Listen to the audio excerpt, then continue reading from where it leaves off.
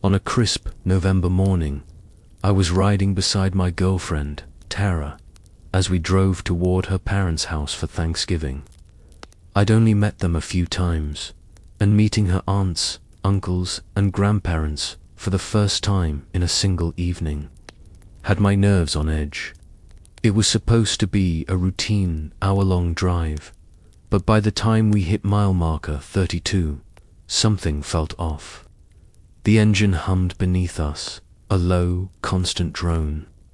Outside, the autumn breeze made the trees rustle dry leaves, skittering across the pavement. I took a breath, the scent of damp foliage drifting through the crack in the window. It should have been peaceful. Instead, a knot tightened in my stomach. 45 minutes into the drive, the fuel gauge teetered near empty. We pulled into a Gulf station, its sign flickering weakly in the overcast light. Apparently closed or abandoned. The air smelled faintly of stale gasoline and weed. I stepped inside, waiting for a cashier to announce themselves. Instead, there was nothing. No jingle of a bell. No voices behind the counter, just an empty room. No back door, no staff room. Only a lone bathroom door creaked open, the darkness inside swallowing the fluorescent glow. I called out, my voice echoing, "Hello, anyone here?" Silence. I grabbed the cash 220s and a 10 and turned to pay. That's when I noticed I'd started saying 30 on pump 2, but stopped halfway. No one was there. The counter was bare, and the usual tools ice machine, cooler were absent. Just walls, foliage pressing in outside. I told Tara, shrugging. She gave me a half smile, but watched me with uneasy eyes. I stepped outside, scanning the tree line. Nothing. Just overgrown shrubs and tangled branches. I crept behind the building, expecting maybe an employee on break. Instead, I found a battered dumpster, soggy cardboard, the faint hum of insects. Turning back, I spotted movement, a flicker of dark fabric behind a tree. My breath caught. I fumbled for my phone and turned on the flashlight, the beam wobbling. As my hand shook, it caught a tall silhouette, disappearing behind trunks. "Who?" I started, panic rising in my voice. The whisper came from the woods, "Hey, hey." It wasn't just heard, but felt like fingers brushing the edges of my awareness. My heart hammered so loud, I leapt back, nearly dropping my phone. Feet pounding, I raced to the car. Tara's face was pale. She didn't ask, only stared as I slammed the door and peered back toward the station. No lights, no figure, nothing but empty stillness. I floored the pedal and we tore away, tires squealing. On the highway, both our hands shook. I told her everything, my voice was tight. She kept checking the rearview mirror, her breaths shallow.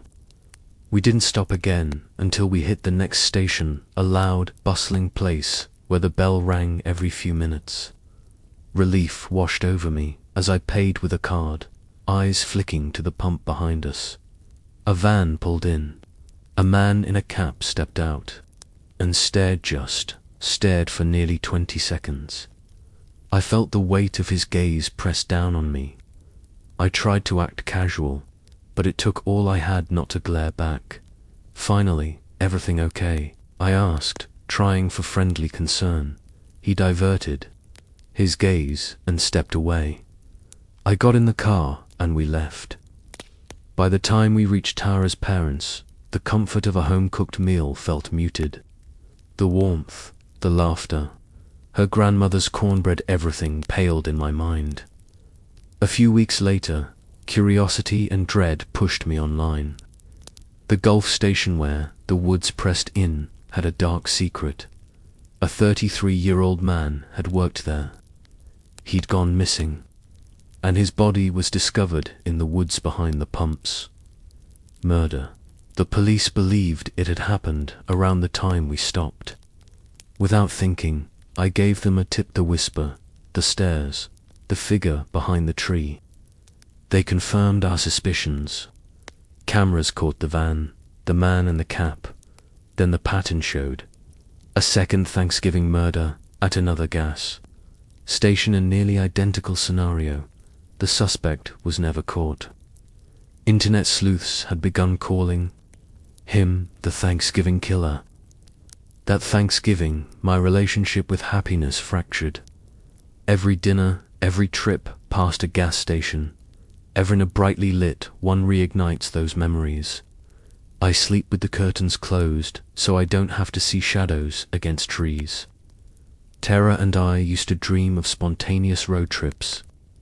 Now we meticulously plan each stop, checking social media, scanning reviews for safety, or more precisely, avoiding places that might feel like that Gulf station. Some nights I wake drenched, heart racing, convinced there's someone at the window, or standing just outside our door. Therapy helped, but it didn't expel the dread.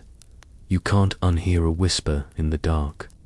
You can't unsee a figure vanish behind a tree.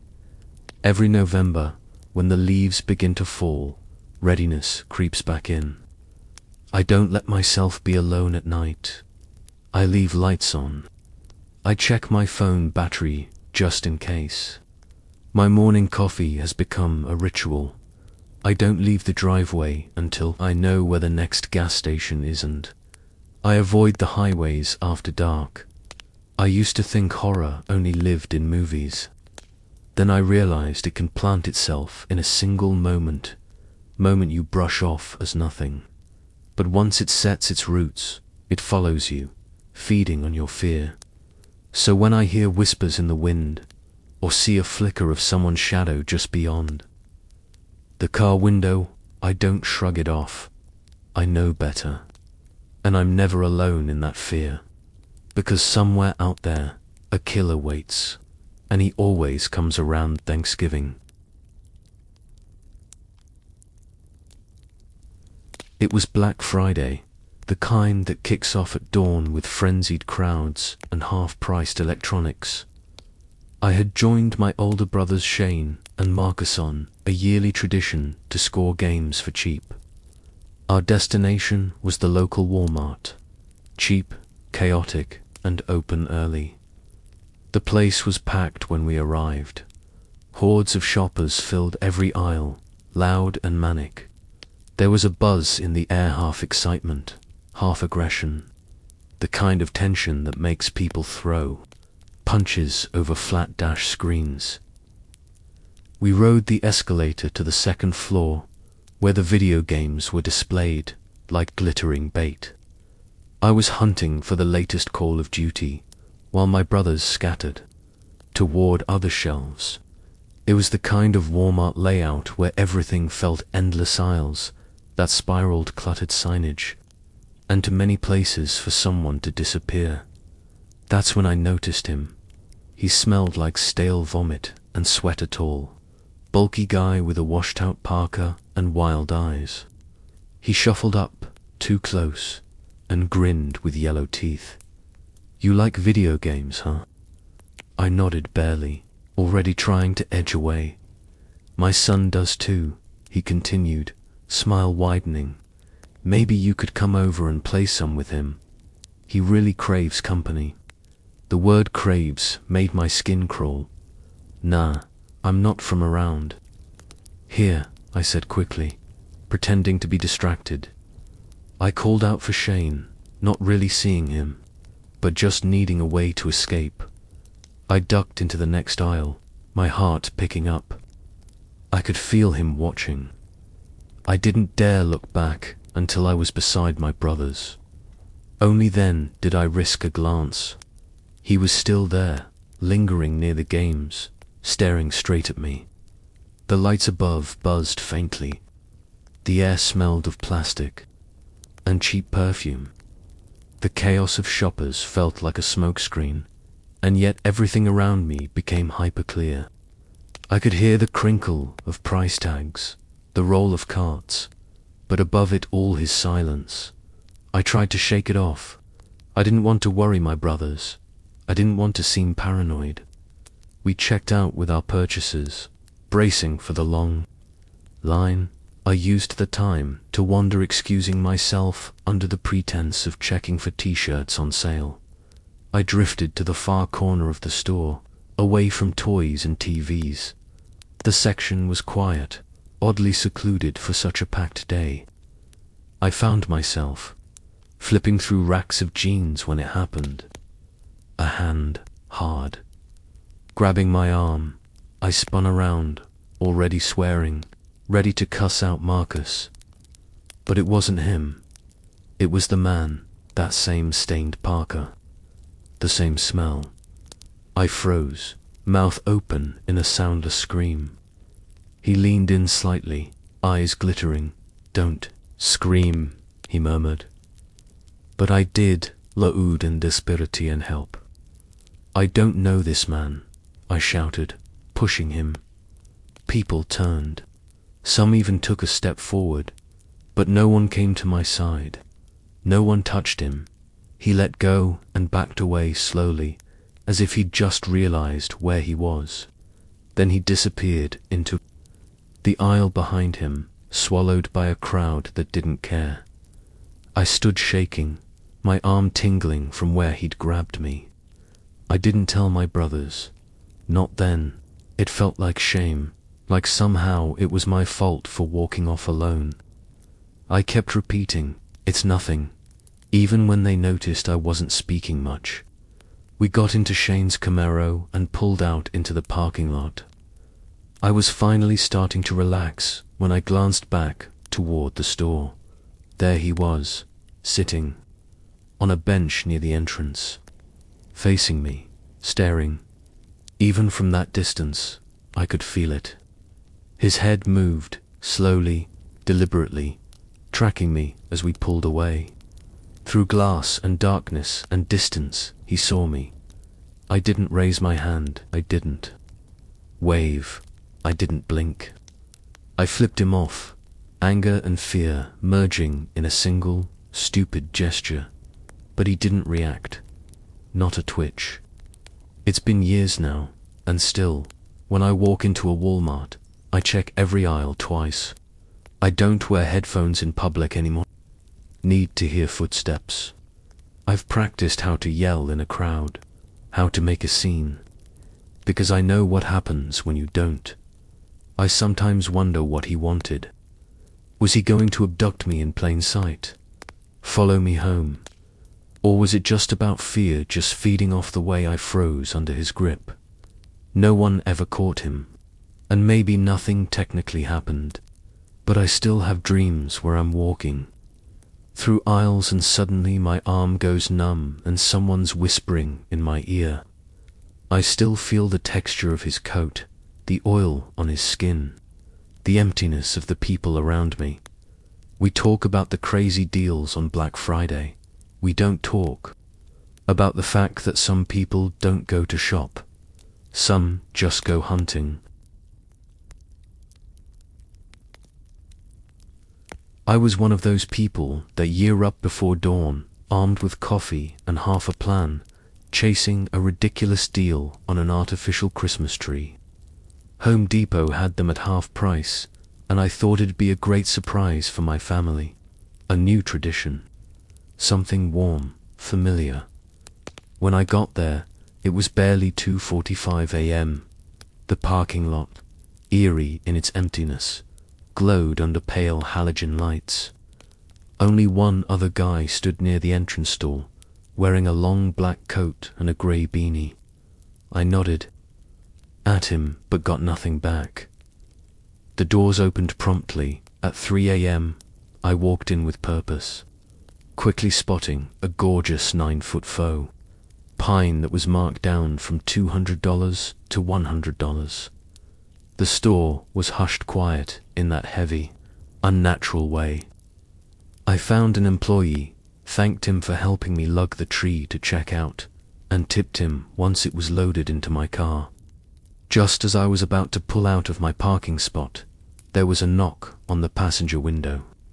A single rap-sharp, dry dot. It was the guy from earlier.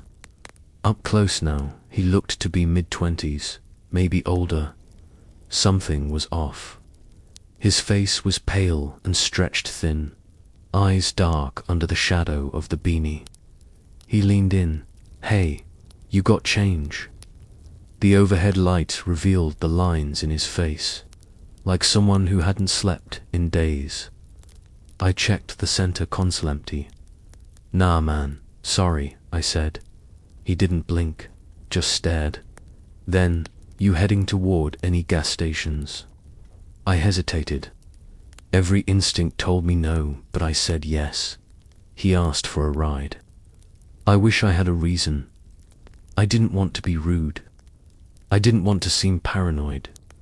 That moment of social pressure, that compulsion to avoid awkwardness, it overrode logic. So I unlocked the door. He got in without thanking me. Just stared forward, rigid, as if bracing for something. The heater hummed. I drove. "Any gas stations? Nearby?" I asked. "No." A few seconds passed. "Why do you need one?" No answer. He'd heard me. I was sure of it. He just ignored the question.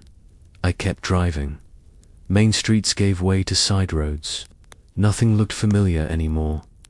I tried not to look directly at him, but I could feel him watching me, watching every motion, my grip on the wheel, my foot on the pedal. Every blink, my palms were sweaty. My heart raced faster with every red light. My mind screamed, "Pull over, make an excuse, get out." I couldn't. He sat too still, too calm. That's when I saw it, a glowing chevron sign just past the next light. Relief flooded me briefly, but then the light turned red. We stopped. I could feel him beside me, breathing, watching. I finally glanced over, and his stare, vacant, detached, met mine. A look that didn't register me as a person. Just, something else. "You okay?" I asked, voice cracking slightly. He nodded barely, like a puppet's twitch. The light turned green. I turned into the station and pulled to a pump. Before I could even say anything, he stepped out and stood on the sidewalk, facing the street. He didn't move, just watched me drive away. Only when I cleared the intersection did I laugh, short, nervous, nearly unhinged. The kind of laugh you let out when you've survived something and can't quite believe it. That's when I reached for my phone in the cup holder. Gone. I spun the car around immediately. Heart pounding, I raced back to the station. But he was gone. No sign of him. Not in the lot, not in the shadows. Back home, I tore through the car. No phone. I didn't sleep that night. I imagined him holding it, scrolling through my photos, my contacts, my address, my family's information, everything. I didn't report it. I told myself I was overreacting, that maybe he just wanted cash. Then came Thanksgiving dinner, 2 days late due to scheduling conflicts. We returned home, full and tired, only to find our front door wide open. Inside, chaos, drawers emptied, photos torn from frames, not just a burglary but a violation. Personal items destroyed, closets turned inside out, but nothing taken. It wasn't theft, it was a message. The police were called. They dusted for prints. They found plenty, but none matched anyone in any system. No record, no trace, no leads. He had everything he needed from that phone: my location, our schedules, even the name of my Wi-Fi network. But he didn't take electronics. He didn't take money. He just left. Reminders, my bedroom mirror shattered. A knife placed, not used, but angled deliberately on my nightstand. My sister's photo bent backward at the center. Sometimes I think he never wanted money. He didn't even want the phone. He just wanted the ride. And now he knows how to find me. Thanksgiving was always a big affair at our place. This year, it was even fuller than usual. My parents invited both sides of the family, and our next-door neighbors, Tom and his wife, were over too. Their family was small, just them and their son, Samso. They often spent holidays with us. It felt normal, comforting even. After dinner, most of the adults migrated to the living room. Football played on the big screen, drinks clinked, and laughter filled the air. The scent of roasted turkey and stuffing still hung thickly in the house, mixing with cigarette smoke as a few of us stepped out on the porch for a quick break. That's when the evening started to unravel. My two daughters, Michelle and Tracy, weren't into football. Last I checked, Michelle was still upstairs in her room, probably watching something on her tablet. At halftime, I decided to call her down. A holiday like this, I figured, shouldn't be spent alone in a bedroom. I knocked on her door. "Michelle, come down for a bit." After a moment, she opened it and, without complaint, followed me down to the living room. It was unremarkable, ordinary, until I glanced out the front door and up at the second-floor windows. Specifically, Michelle's window. Someone was staring out of it. I squinted. For a heartbeat, I thought it was Michelle again. Maybe she'd snuck back up. But no, this figure was taller, broader, and something about the way they stood too still, too straight made my skin prickle. "Who's in Michelle's room?"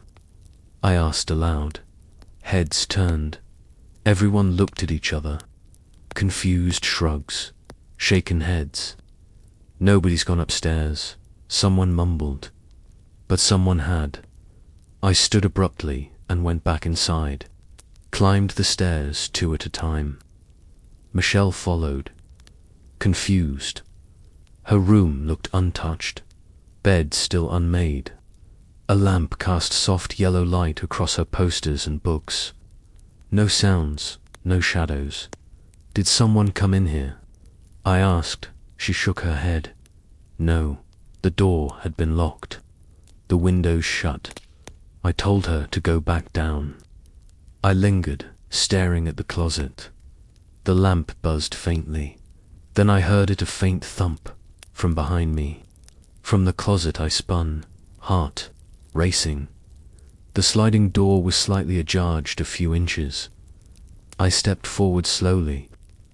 The space between the door and the frame revealed just enough to make my stomach turn. There, in the darkness, was an eye watching Dot. I screamed something primal and guttural. Michelle shrieked downstairs. In a rush, relatives ran into the room, voices shouting in a blur of movement. I yanked the closet door open, and there he was. Sam, Tom's son. He tumbled forward, clutching something in his hands. Something small, soft, and pink. I don't even want to describe it. It was Michelle's. I grabbed him by the collar, fury taking over. For a second, I forgot who he was. All I saw was the trespass, the violation. Tom rushed in behind me. His expression shifted from confusion to horror to something unreadable. I let go of Sam. He slumped to the floor, silent. No words passed between us. The silence in the room was thunderous. The holidays ended abruptly. Tom and his wife left before dessert. We haven't spoken since. Sam never returned to our house, not even to apologize. Not that it would have meant anything. I don't know if they sought therapy, or if they even understood the weight of what had almost happened. But I did. Michelle started sleeping with her lights on. For a while, she'd wake up crying in the middle of the night, saying she felt watched. We tried therapy. It helped, a little. But some things don't leave you so easily. As for me, I replaced all the locks in the house, added cameras. I still catch myself checking the closets before bed. Opening doors I know are empty. What shakes me the most isn't what he did, but what he didn't do. What might have happened if I hadn't looked up? If Michelle had gone back upstairs? If the closet door had been shut just an inch tighter? Thanksgiving used to be my favorite holiday. Now I just wait for it to end. Callie and I had always loved skiing. It's what brought us together during college.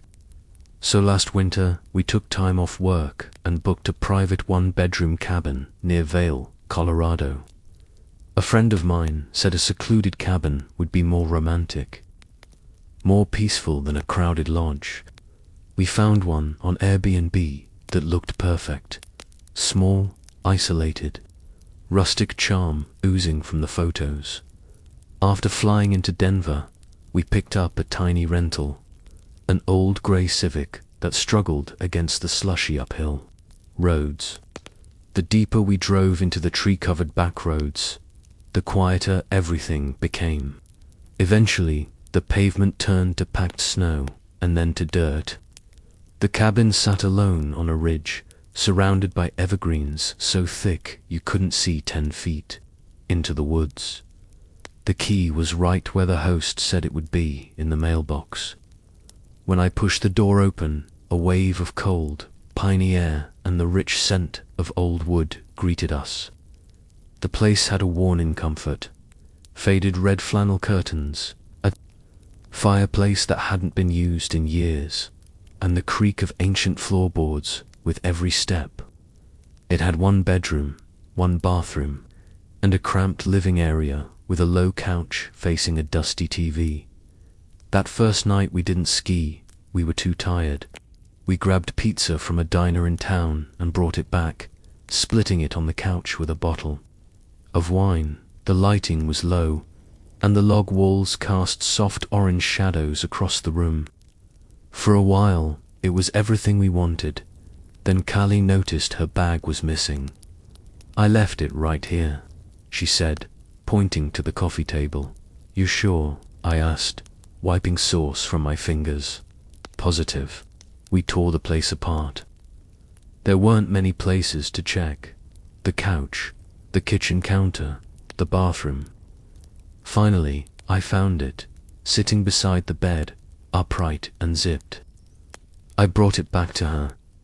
"You must have brought it in there earlier," I said. Callie frowned. "I didn't." "And did you go through it?" That pissed me off. We argued for a minute before she finally let it drop. But I could tell she wasn't convinced. The rest of the night felt ... off. I kept glancing toward the hallway without knowing why. The next day we spent from morning until dusk on the slopes. It was perfect. Clean air, fast snow, no thoughts of the weirdness from the night. Before, on the way back, we grabbed burgers. But the second we stepped inside the cabin, we both stopped. The living room light was on. I turned everything off before we left. Callie whispered. "I locked the door," I said. I double-checked. Still locked. We told ourselves we'd just made a mistake. We ate, watched a movie, tried to forget it. But later, as I got up to get a blanket, Callie screamed. She pointed at the corner of the rug. Boot prints, melting. Fresh, my pulse spiked. I looked at my own boots by the door, then hers. These were different, larger, with deep grooves. I scanned the ceiling, the corners, behind the furniture. "Nobody could hide in here," I muttered. "There's nowhere to hide." I checked anyway. Under the table, behind the couch, in the closets. Then I opened the bedroom, empty. I checked under the bed, nothing. Still, we were rattled. Callie brushed her teeth without a word and locked the bathroom door. When she climbed into bed, she didn't look at me.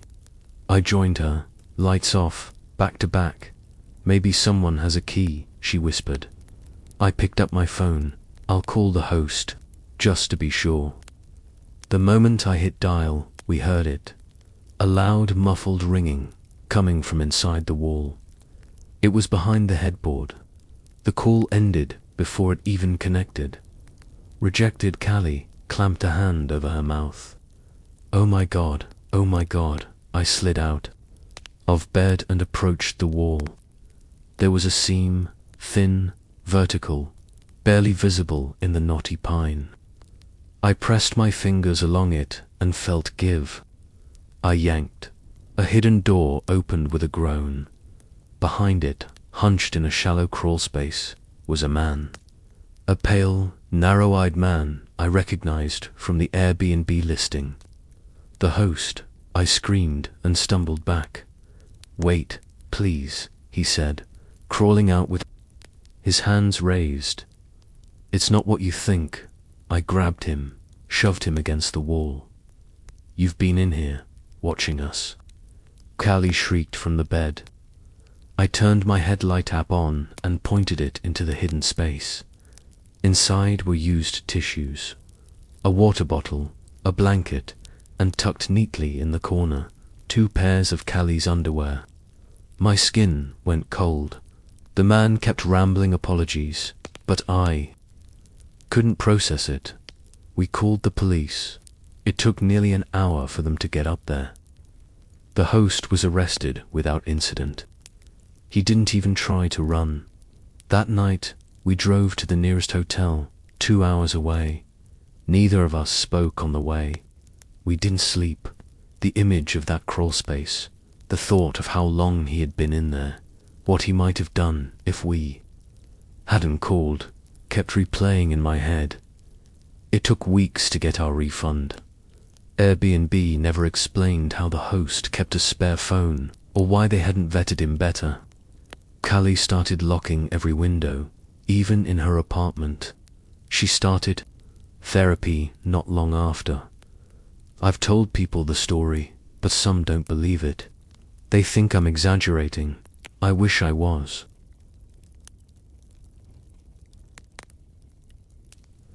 Natalie and I had been dreaming about this trip to London since our senior year of high school. It was our first real vacation alone. No parents, no curfews, just the 2 of us in a foreign city for a week of freedom. We booked a room at a Marriott, near Westminster, high ceilings and velvet chairs, and a window view of the River Thames. On our first day, we dropped our bags in a pile, freshened up, and hit the street. It was already late afternoon, so we took it easy. Big Ben, a few shops, then dinner at a candlelit pub called the Bishop's Pint. Afterward, full of shepherd's pie and wine, we wandered out into the crisp night air, talking about what to do next. That's when he approached us, tall, clean-cut, dark jacket and expensive shoes. The kind of confidence that makes you lower your guard without realizing.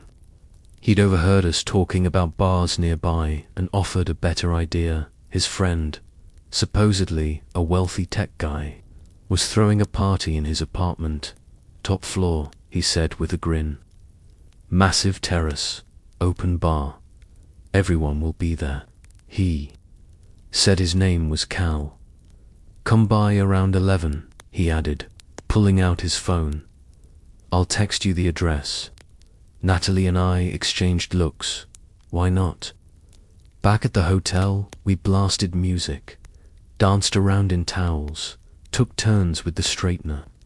We pregamed a little, maybe too much. By the time Cal texted the address, our buzz had turned into a giggly, tipsy momentum we didn't want to waste. We took a 15-minute Uber ride across the city. The buildings grew older, the streets narrower. The car dropped us in front of a brutalist-style apartment building, 6 stories tall and grey as a tombstone. We buzzed. 5C. The door clicked open almost immediately. The hallway smelled like old metal and boiled potatoes. We rode the elevator in silence, excitement starting to thin into uncertainty. Cal answered the door before we could knock. He smiled like he knew us better than he did. "You made it," he said, pulling Natalie into a hug. He guided us inside. No music, no voices, just the hollow echo of our boots on tile. The apartment was not what we expected. Small, sparsely furnished, dim. We expected people, lights, music. Instead, we got an empty room with a couch, a coffee table, and closed doors. "Where is everyone?" I asked. "They're on the way," Cal said. "You're just early. Come in, sit." Natalie sat first. I followed, slower. Another man emerged from the hallway. Taller than Cal, broader, shaved head, heavy brow. He didn't say a word, just stared. Then he stepped aside and leaned against the front door, arms crossed. Something shifted in the room. I felt it in my chest. Cal sat beside me, a little too close. "So," he said, "you girls here alone?" Natalie's eyes flicked to mine. "Just for the week," I said quickly. The second man said nothing. He just kept watching us. Cal stood and moved into the kitchen. "You drink vodka, right?" he called. I glanced at Natalie. She was already pulling out her phone, thumbs moving fast. She gave me a slight nod. I leaned close. "You're texting the police?" I whispered. She nodded again. Cal came back holding 2 plastic tumblers, cloudy with ice and lime wedges. "Loosen up," he said. "Party starts soon." We took the drinks, didn't sip, just held them. I cleared my throat. "Hey, want to play a game while we wait? Like, would you rather or something?" Cal raised an eyebrow, amused. "Sure," we played. Stupid questions. We kept our smiles too wide, too rehearsed. The second man didn't join in. He just stayed by the door, now holding something small and black at his side. I couldn't see it clearly. 10 minutes passed. "Drink," the second man said suddenly. His voice was deep and sharp. I tried to laugh it off. "I will," just pacing myself. "Drink now," he snapped. Stepping forward, Natalie squeezed my wrist. Then came the knock, loud, hard. The door rattled. "Police." A voice barked. Cal's expression cracked. The second man tensed, looked at him. "Did you call the cops?" Cal hissed at us. Double quotes. "No," I said, my voice shaking. "Why would we?" Natalie stood. "Help," she yelled, before the second man could react. The door burst open. 2 officers surged in, weapons drawn. Cal and the second man froze, hands up. Natalie and I backed into the corner, breathless. Later, at the precinct, we told them everything. That we'd suspected something was off. That we'd pretended to play along, stole for time, made sure not to drink. Natalie had silently dialed the emergency services number on her phone and tapped the mute button, triggering a silent distress ping with her. Location, the drinks were tested, both laced with Rohypnol. The men were arrested, charged, but even now, I wonder how many others didn't make it out of that building. How many times they tried this before. I see Cal's smile in dreams sometimes. And I wake up tasting metal. We didn't tell our parents until years later. That night, in London, was supposed to be the start of freedom. It nearly became the end of us. I was 15 the summer my parents dragged us to Larchwood Pines, a family resort buried in the middle of nowhere. My sisters, Catty and Mia, were 9 and 6, still into cartoons and scavenger hunts. I was the odd one out, too old for the kids' activities, too young for the bar. The whole place reeked of damp pine and cigarette smoke, with old wooden cabins sagging under the weight of time.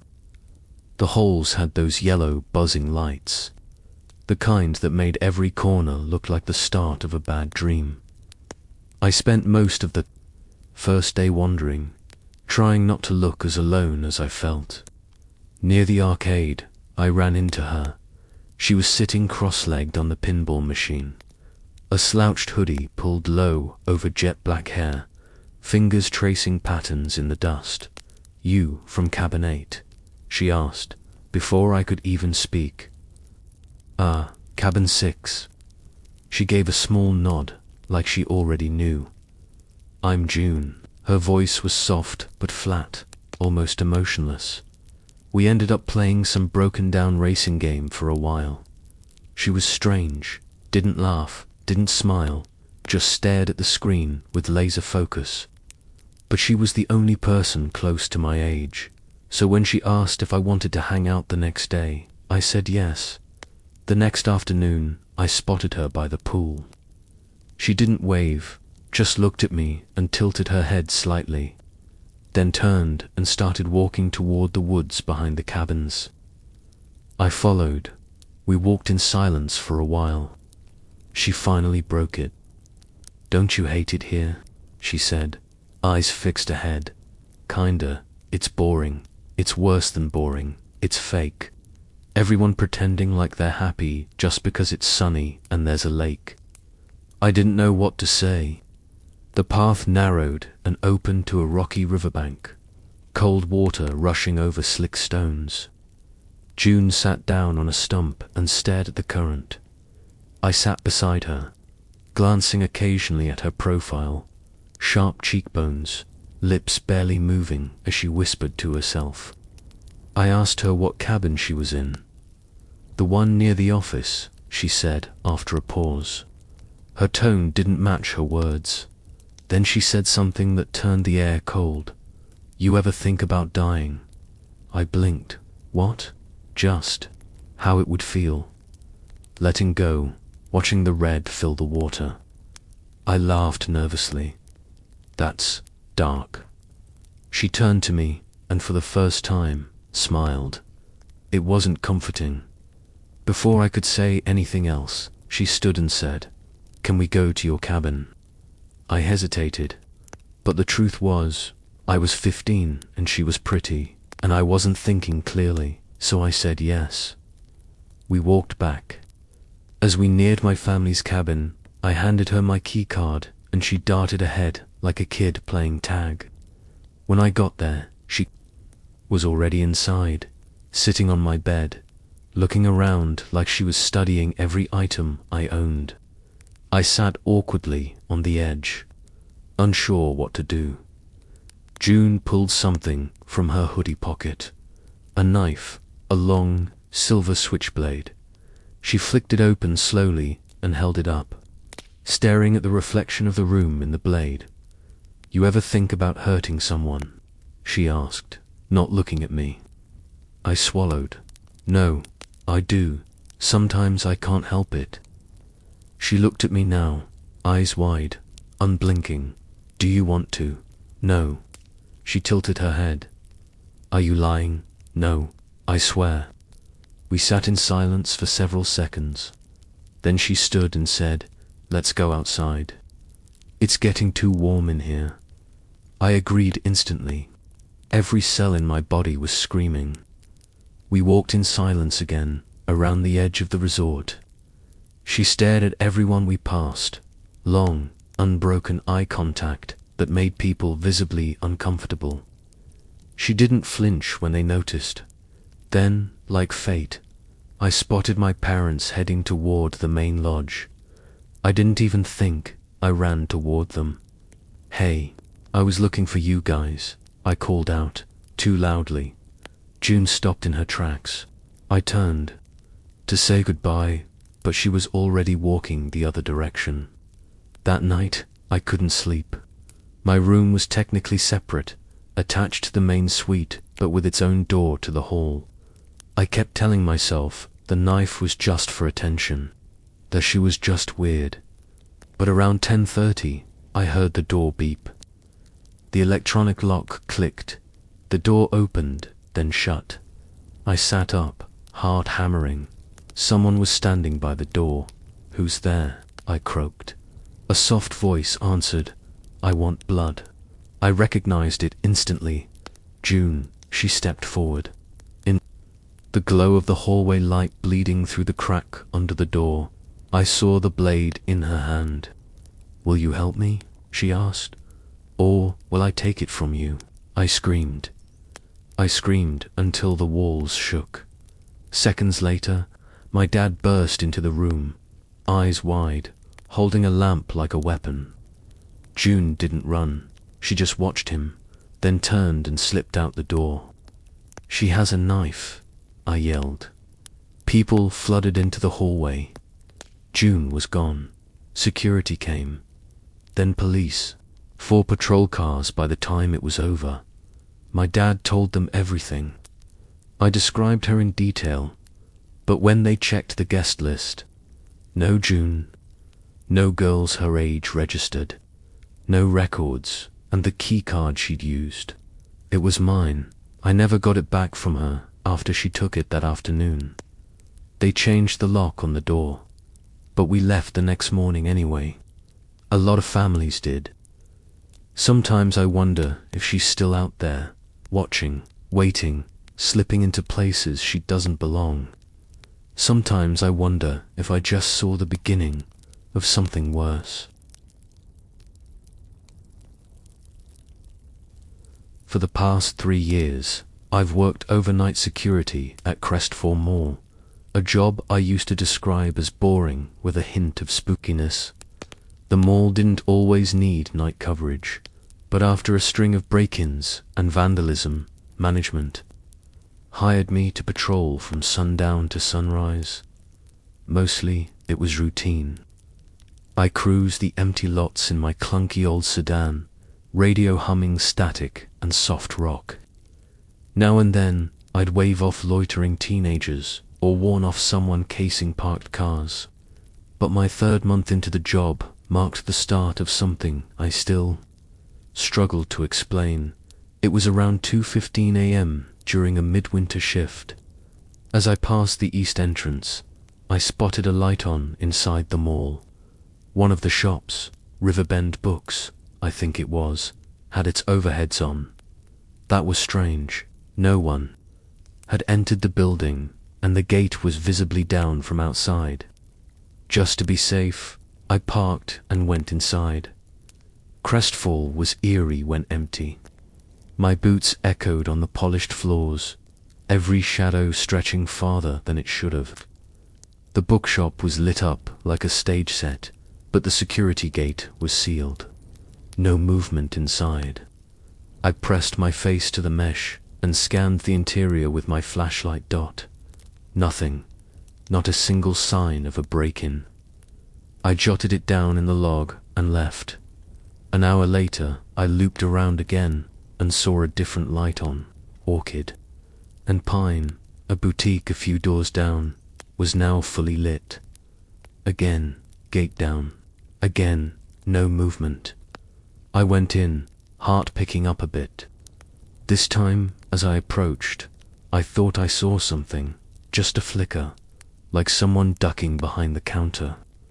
I quickened my pace and tugged at the gate. Locked. I rattled it hard. "All right," I called out. "You can walk out with me, or wait for the cops. Your choice." No response. Then I heard it, a soft click from behind me. I turned sharply. The light in the first shop, Riverbend Books, was now off. Goosebumps exploded across my neck. I spun back toward the boutique. There was someone standing near the light. Switch dot, a tall figure, still watching. I raised my flashlight and aimed directly at the switch. The figure was gone. I stepped closer, straining to see through the slats. All I could make out was a clothing rack close to the switch. Maybe the shadow had played tricks with the light. Maybe it was exhaustion. I hadn't slept more than 3 hours in 2 days. But the feeling that someone had been there lingered, like static in the air. Eventually, I chalked it up to sleep deprivation and called it a night. Nerves raw. For a few months, things settled down. Nothing unusual. Routine rounds, half-empty coffee cups, an early morning frost on my windshield. Then came December. The mall pipes were prone to freezing. So, I was tasked with checking the restrooms hourly. One morning, around 4 a.m., I headed to the men's room near the food court. Just as I pushed the door open, flush, I jumped, hard. Motion-activated toilets were standard, but I hadn't seen or heard anyone go in. I checked every stall, empty. Trying to shake it off, I sat down in a stall to do my business, playing a YouTube video on low volume. That's when I heard it tap, tap, tap. It came from the stall next to me. I paused the video, glanced to the left, two shoes, facing me, black, scuffed, size 13 maybe. Someone was standing there, unmoving. I felt a knot twist in my gut slowly. I looked up above the stall divider. A face stared back. Pale, angular, eyes wide open with no blink. The man was so tall he had to hunch slightly to look over. When he saw me looking, he ducked down. I shot to my feet and kicked open the next. Stall door, no one, just the shoes, standing where the feet had been. I backed out, heart pounding, and didn't stop until I was in my car. Doors locked, windows up. My hands trembled against the steering wheel. I told myself it was hallucination from sleep loss again. It had to be. But deep down, I knew I hadn't imagined those eyes. I called off the next night, told my supervisor I was sick. Truth is, that man, whoever or whatever he was, knew I saw him. And he wasn't trying to hide.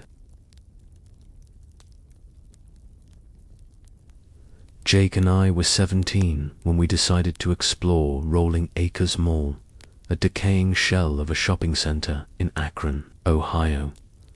It had been abandoned for years, its glass ceilings shattered by storms, its storefronts gutted, graffiti covering.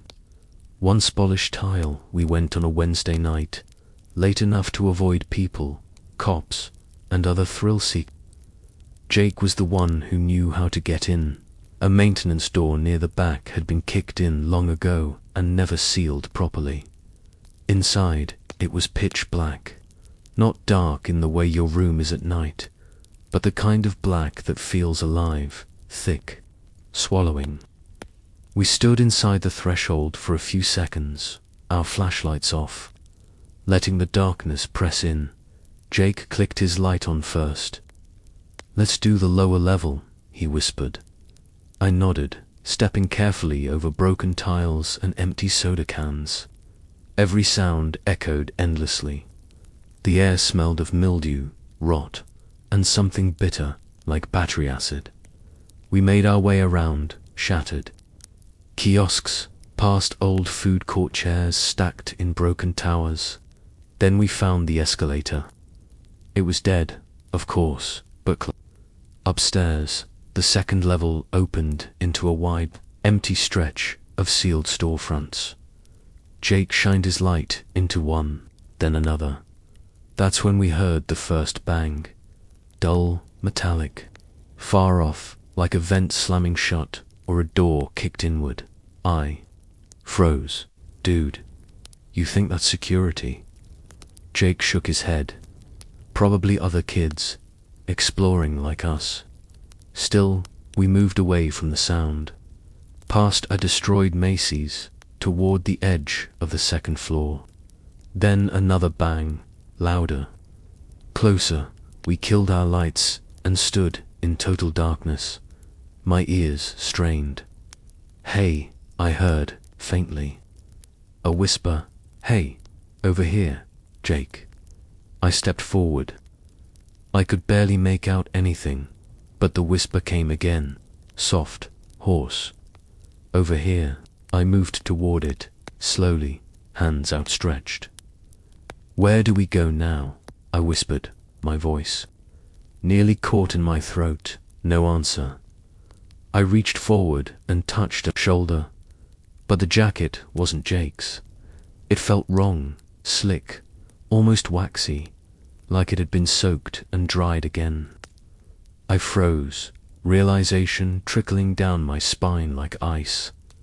The whisper came again, but this time from behind me. I turned on my flashlight and screamed.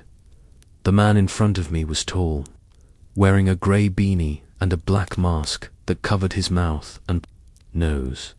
His eyes were wide, glassy, to open. I staggered backward, heart slamming in my chest. He lunged, his arms snapped around my neck in a tight headlock. I struggled, wheezing, barely able to kick. He dragged me backward, deeper into the dark. Then, a sound, crack, and the man let go. Jake appeared from the shadows, blood on his knuckles. "Run," he yelled. I didn't hesitate. We sprinted down the hallway, past the cracked escalator, down the shattered stairs, through the maze of destroyed stores. Behind us, I thought I heard feet, but I didn't look back. When we burst through the jammed door into the frozen night air, we didn't stop. We ran until we reached the car. Only then did we breathe. Jake's hand was bleeding. My throat was sore for days. We never called the police. Who would believe us? 2 kids trespassing in a condemned mall, nearly dragged away by some masked freak. What haunts me isn't the man himself, it's the whisper. Because when I replay that night in my mind, I remember the way it mimicked Jake's voice, exactly.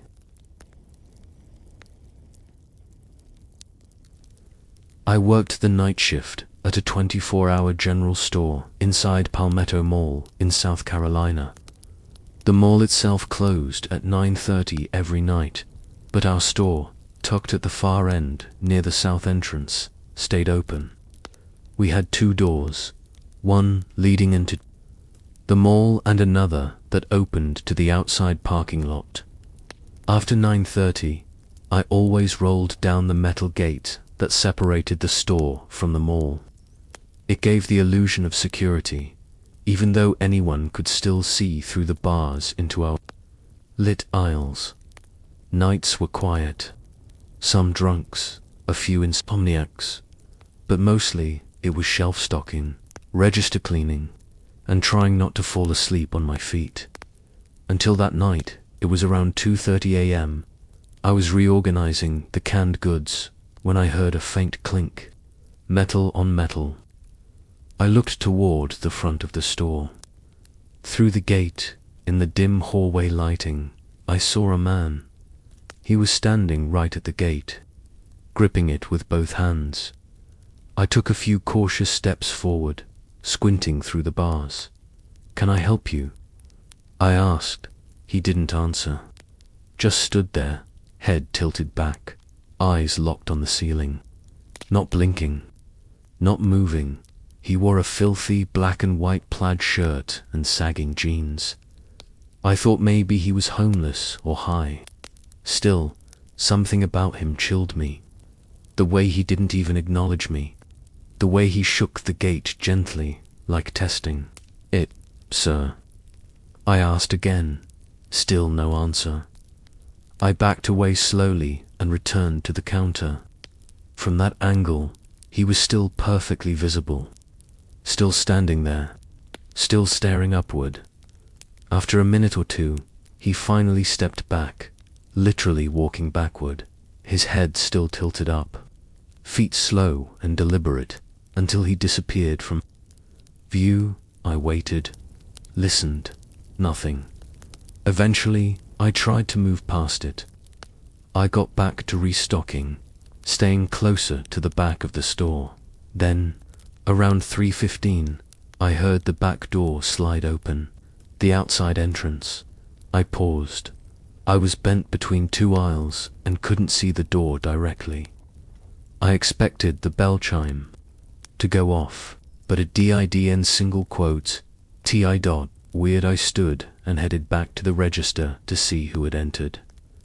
That's when I saw him, down the alcohol aisle, standing at the very end, facing away, looking up again. At first I thought, no, hoped, it was just a different customer. But the second I took a closer look, dread crawled up my throat like bile. It was him, only now he'd removed his plaid shirt. He wore a dingy undershirt, stained and stretched thin over his shoulders. His skin looked grey under the fluorescent light. I froze. He hadn't seen me yet. I thought about quietly slipping into the back office. But as I turned, I heard movement. I looked back. He was facing me now, smiling, not a smirk, not a grin, a full, unnatural, stretched lip smile. He didn't blink, didn't move, just stared. I whispered, "Get out, or I'm calling the police." He didn't flinch. I ran, slammed the back office door shut and locked it, fumbled for my phone and tried to call my manager. No answer. I called again and again, still no answer. Then tap, not a knock, a gentle rhythmic tap on the door, like he was counting. I held my breath. The tapping continued, soft, relentless. It stopped.